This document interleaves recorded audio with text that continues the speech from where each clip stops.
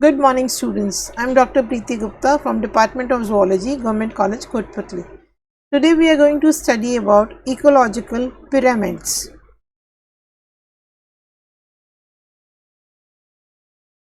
What are ecological pyramids? In my previous lecture we studied about food chain and food web. The graphical representation of food web or food chain is called as ecological pyramid. Ecological pyramids are graphical representations of the trophic structure of an ecosystem. Trophic levels are the feeding positions in a food chain such as primary producers, herbivores, primary carnivores, etc. जैसा मैंने आपको जब food chain पढ़ा रही थी और तब समझाया था कि हमारे अलग अलग पोषण के स्तर होते हैं, उन पोषण के स्तरों से ही हम इकोलॉजिकल पिरामिड का निर्माण करते हैं।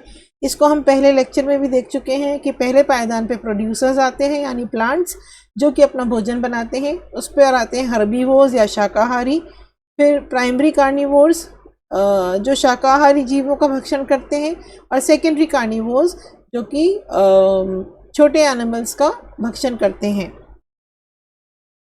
इकोलॉजिकल पिरामिड्स के प्रकार ज़्यादातर 3 प्रकार के मुख्य प्रकार के पिरामिड्स होते हैं: pyramid of numbers, pyramid of biomass and pyramid of productivity. पहले हम देखते हैं पिरामिड ऑफ नंबर्स, यानी संख्या के आधार पर जो पिरामिड बनता है उसको हम पिरामिड ऑफ नंबर्स कहते हैं।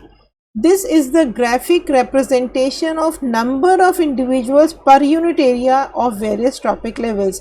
यानी पर यूनिट एरिया में कितने जीव हैं उनकी संख्या के आधार पर जो हम ग्राफ बनाते हैं उसको हम पिरामिड ऑफ नंबर्स कहते हैं। प्रोड्यूसर्स का नंबर ज़्यादा होता है तो ये बेस लाइन बना लेते हैं एक सीधे पिरामिड में, और जो कार्निवोर्स हैं वो टॉप पायदान पे आते हैं क्योंकि इनका संख्या कम होती है। तो एक सीधे पिरामिड में प्रोड्यूसर्स बेस पे आते हैं और कार्निवोर्स टॉप पे आते हैं। इसको इस डायग्राम से समझ लेते हैं।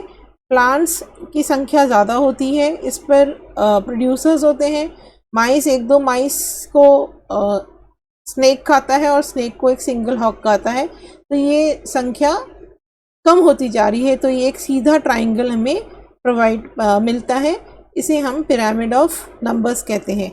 इसी का पिरामिड ऑफ नंबर्स का इन्वर्टेड या उल्टा पिरामिड भी हमें मिल सकता है, जहाँ पर कि एक प्लांट है उस पर बहुत सारे पक्षी रहते हैं, बहुत सारे पक्षियों की देह पर उससे भी ज़्यादा संख्या पे पैरासाइट्स रहते हैं, जू होगी और छोटे मोटे कीट होंगे, टिक्स होंगी, तो वो एक हर बर्ड पे बहुत सारी होती हैं, तो इसकी संख्या फिर बढ़ गई और इनके ऊपर बहुत सारे इनके लार्वास और कैटरपिलर्स हो जाते हैं, तो हाइपर पैरासाइट्स। तो सिंगल से लेके संख्या बढ़ती जा रही है तो हमें इन्वर्टेड पिरामिड प्राप्त होता है। कई बार हमें एक स्पिंडल शेप्ड ऑफ पिरामिड भी प्रोवाइड होता है जहाँ पर हर्बीवोर्स हैं, यानी एक प्लांट है, सिंगल बड़ा पेड़ है, उस पर बहुत सारे पक्षी बैठे हैं और उन सारे पक्षियों को एक सिंगल कार्निवोर भक्षण करता है। तो इस तरह का हमें स्पिंडल शेप का पिरामिड भी मिलता है नंबर्स में। तो पिरामिड ऑफ नंबर्स 3 तरह के हो सकते हैं। पहला सीधा वाला, उसके बाद इन्वर्टेड पिरामिड और एक ये स्पिंडल शेप पिरामिड। एडवांटेजेस क्या हैं पिरामिड ऑफ नंबर्स के अध्ययन के? कि simple method of giving an overview, हम एक आसान से तरीके से हम संख्या से हमें एक ओवरव्यू लग जाता है कि किस प्रकार की फूड चेन है। Good for comparing changes to the ecosystem at different types, ecosystem के बदलाव की स्टडी के लिए बहुत हेल्प करते हैं ये पिरामिड ऑफ नंबर्स। क्या डिसएडवांटेजेस हैं? नंबर ऑफ स्पेसिफिक स्पीसीज में be too great to measure accurately. ये बिल्कुल सही बात है कि भाई प्लांट्स बहुत ज़्यादा संख्या होती है तो एक्यूरेटली मेजर करना या छोटे कीटों को, छोटे जंतुओं को मेजर करना, एक्यूरेटली मेजर करना थोड़ा सा मुश्किल होता है। फिर इसमें जुवेनाइल्स या इमेच्योर फॉर्म्स हैं उनको काउंटिंग में नहीं लिया जाता, तो एक मिसकंसेप्शन रहता है। All organisms are included regardless of the size. इसमें जब हम संख्या गिनते हैं तो साइज को ध्यान नहीं रखते, which is a disadvantage in this pyramid of numbers. Second pyramid है pyramid of biomass. Graphical representation of biomass present per unit area at different trophic level with producers at base and carnivores at top.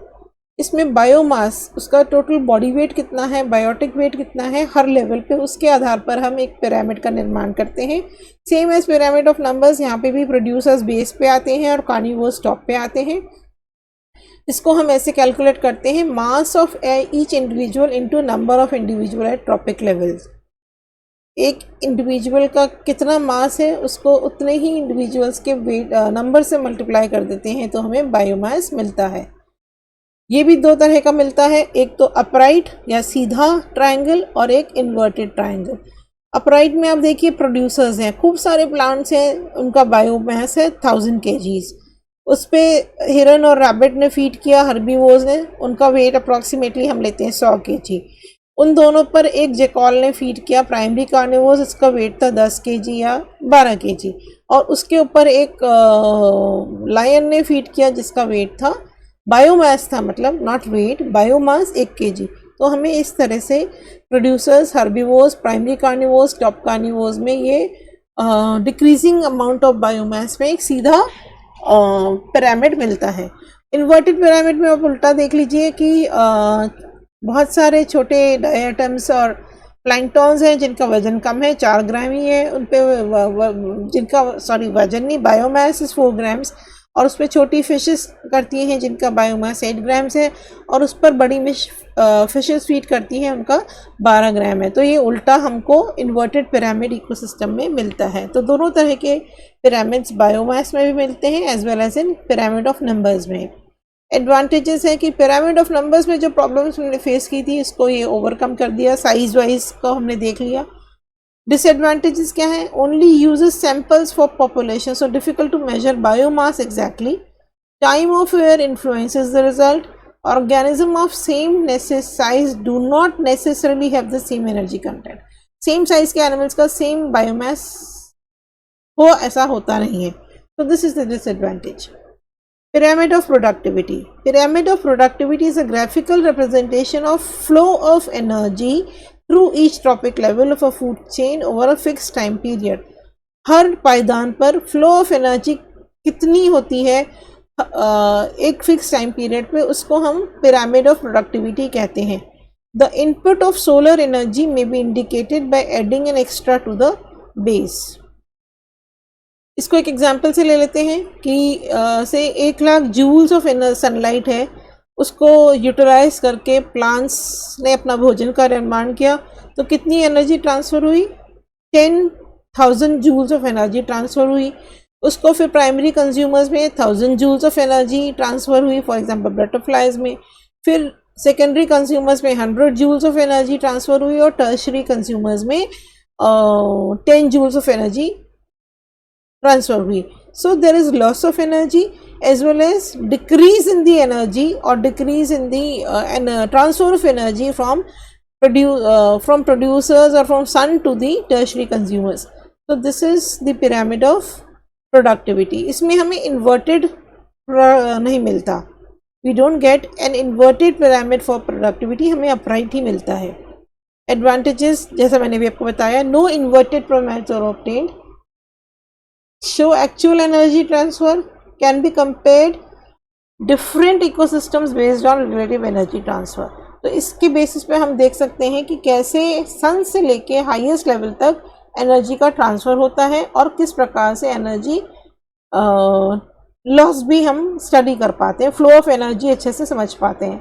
Disadvantages क्या है कि energy data को collect करना बड़ा मुश्किल काम होता है. Problem occurs in assigning a species to a specific tropic level, कि किस स्पीसीज को किस ट्रॉपिक लेवल पर डालें as per the energy flow या as per the energy of that animal, वो थोड़ा मुश्किल हो जाता है. तो एनर्जी पिरामिड ऑफ प्रोडक्टिविटी को बनाना यहाँ पर मुश्किल हो जाता है. Disturbances in ecosystem.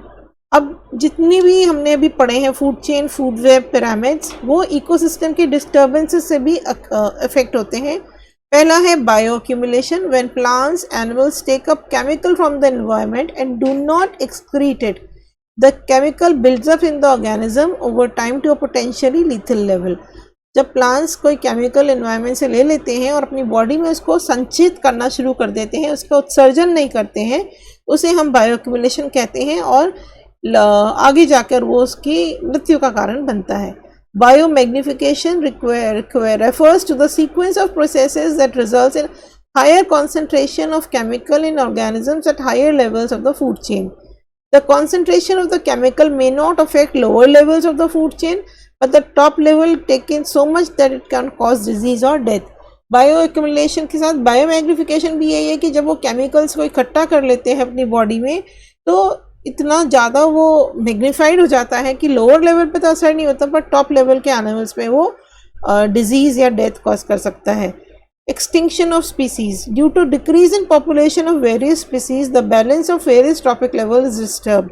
As a result, some levels have more accumulation of species, while others have very less population. अब क्या होता है कि हर पायदान पर पॉपुलेशन की स्पीसीज वेरी करती है, कहीं पर बैलेंस डिस्टर्ब हो जाता है और ज़्यादा मृत्यु हो जाती है, और कुछ लेवल पे पॉपुलेशन ज़्यादा होती है। तो इस तरह से अक्यूमुलेशन हो जाता है, तो ये जो बैलेंस गड़बड़ाता है उससे फूड चेन पे भी असर पड़ता है। Thank you.